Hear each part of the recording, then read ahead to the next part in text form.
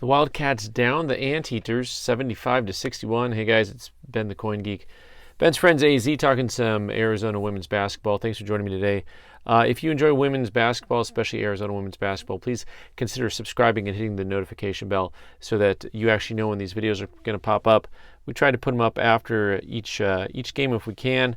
Tonight we saw a pretty entertaining game between UC Irvine and Arizona.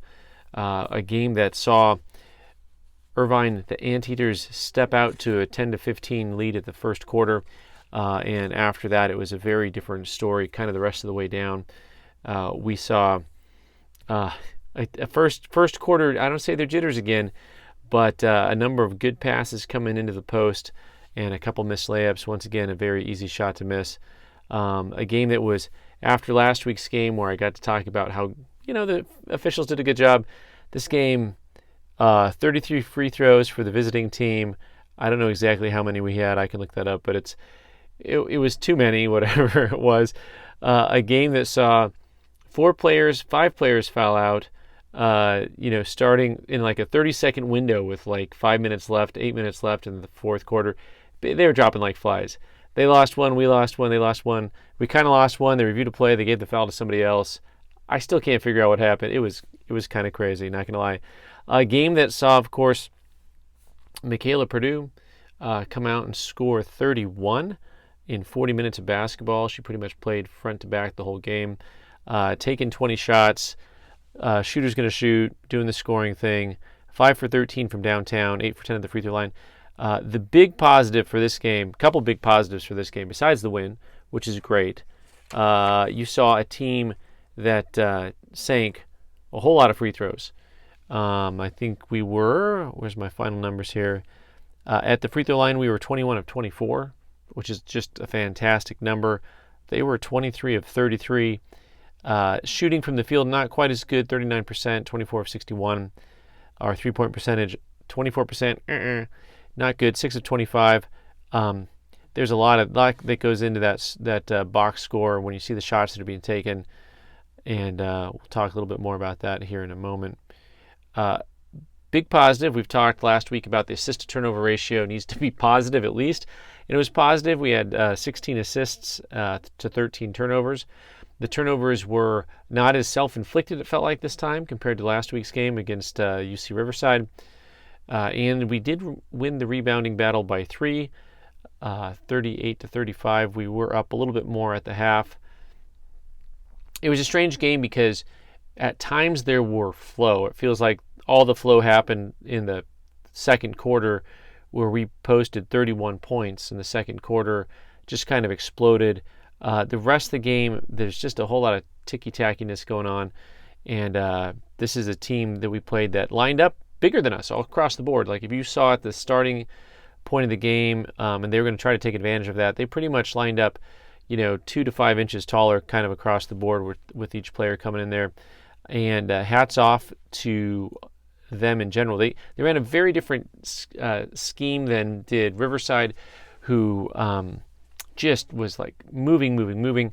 This team was really relying heavily on some pretty talented shooters and some girls that they just wanted to go one-on-one. They were going to ISO our smaller guards and hit their little pull-up jump shots. And they did quite a bit of that. I mean, number 20 in 38 minutes had 23 points on 8 of 19 shooting. They also, it felt like they were making a lot more threes, but they did not make as many as I thought. But also 10 of 16 from the free throw line for number 23. And there's a lot of, it was a wild game to watch, and hard to watch when there's that many fouls. So rebounds looking better, assist to turnover ratio good, free throws good, and getting a W always good. Our next game is a week from today, this week after this game, so Sunday the 16th against Grambling at 2 p.m. And then the next game after that's not until Friday, 11/21, against NAU. And then we come back the following Tuesday, 11/25, against Northern Colorado. Both of those weekday games are at 6 p.m. Come out and make sure you cheer on your Cats. Be there for them. Be there for the kids. You're going to see some pretty entertaining basketball. I'm just going to stick with my original gut of the preseason at 7-4. But we'll see. There's definitely some things here that are very positive, compared to kind of what we saw after losing the opening exhibition game. Nothing's guaranteed here. The Grambling State team that's coming in next Sunday lost to SMU by 26 points, 96-70.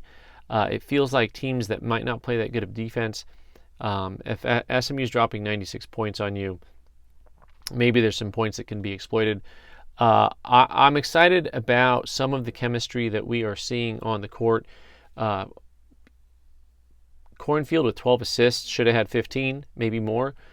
And after the game, coach said that's the most since Aerie with assists. And she's not necessarily looking for her own shot. She picks and chooses. She was a little bit lower on that shooting percentage. I think she was 4 of 14 from the field.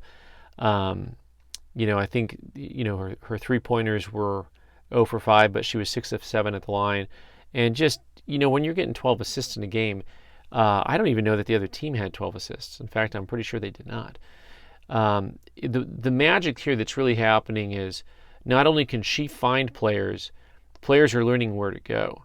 And so it's amazing when you watch players who don't know where to go when you have someone who's a passer who can get them the ball.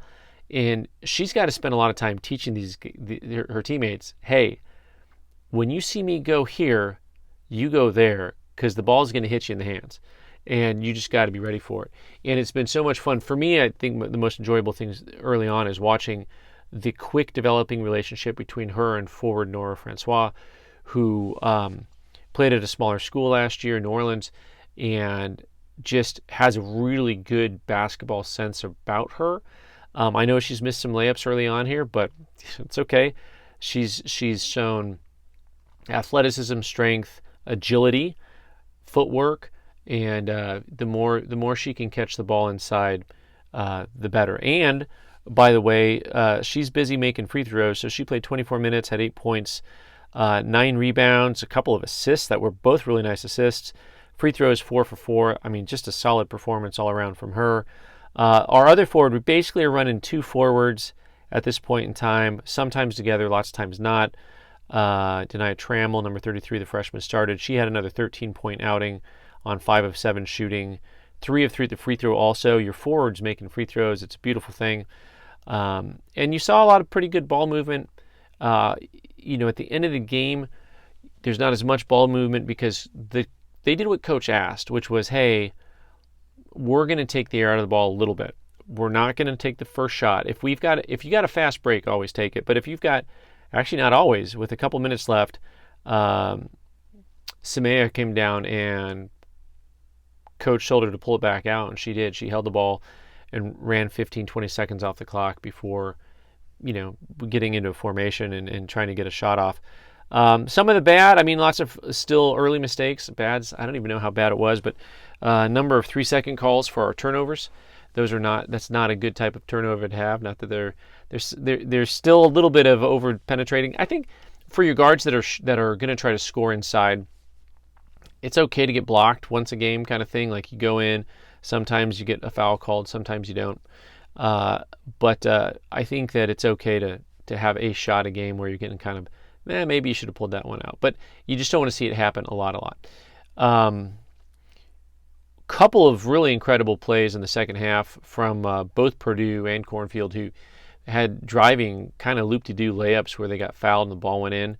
And just very fun to see that. There's one thing, like when you see someone make a fancy shot and it feels like it's luck. And it's another thing where you're like, oh, that's because of repetition.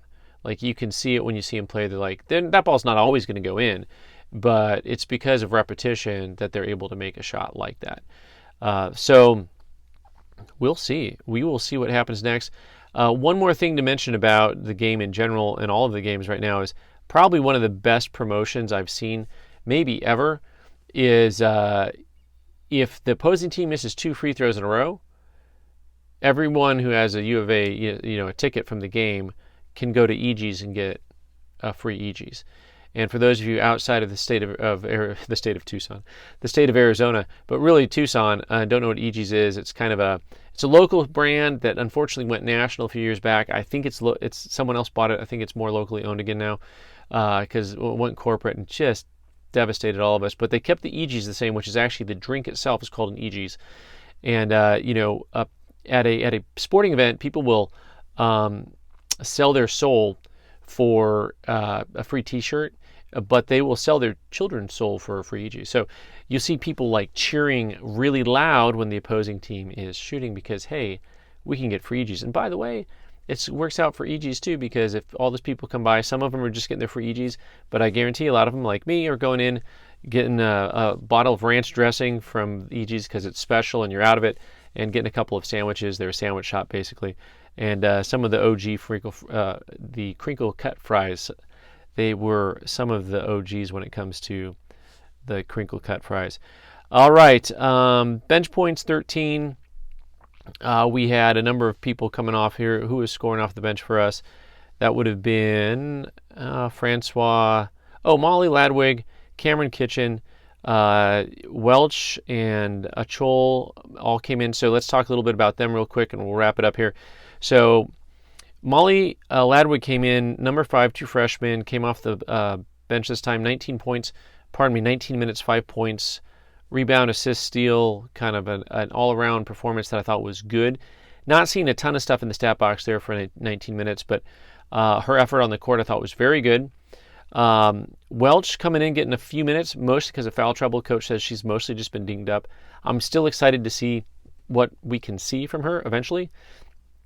A little bit taller guard for us compared to the other guards. Very athletic looking. Seems very quick. And I'm excited to see what she can do as she gets into game shape. I think the injuries have kind of slowed her down. And Achol, she's number 20. She's the big gal from Tucson who I think is just going to get time here and there when there's a very specific matchup. She may end up playing a little bit more when we see a really big body like a Crooks, you know who I'm talking about, Iowa State, right? And also in these last second iteration shots where they're trying to get the ball inside. I do think that it would be nice, this is my mind, I'm not the coach, to see her get a few more minutes. I always am of the impression that some of these kids need a little bit more time, because it always feels like you're going to need them eventually. So there is that. Cameron Kitchen with only 5 minutes this game. I was kind of surprised by that. Again, assist, rebound. She looked good when she was on the court, only on the court for 5 minutes. But when you had Cornfield playing 38 and Purdue playing 40, that's going to take up a lot of your time. And MJ actually played 27 minutes, so she was out there a whole lot also. She did get 8 rebounds, have 4 points, and, really pretty solid all around out there trying to fill in the holes. Not necessarily a scoring first player. We kind of need her size, I think, out there as a true freshman at 6 foot for a guard. And good times had by all. I mean, winning is good. We'll see how this team reacts whenever they get their first season loss. Hopefully that won't come anytime soon. We've got that Grambling State, NAU, Northern Colorado lineup. NAU's been a booger in the past, but I think they're down. I think, they lost, 3 or 4 seniors. Northern Colorado, don't know what they've got. Grambling's had ups and downs. So I think we've got some more winnable games on the schedule here, and looking forward to see you all down at McHale Center. Bear down.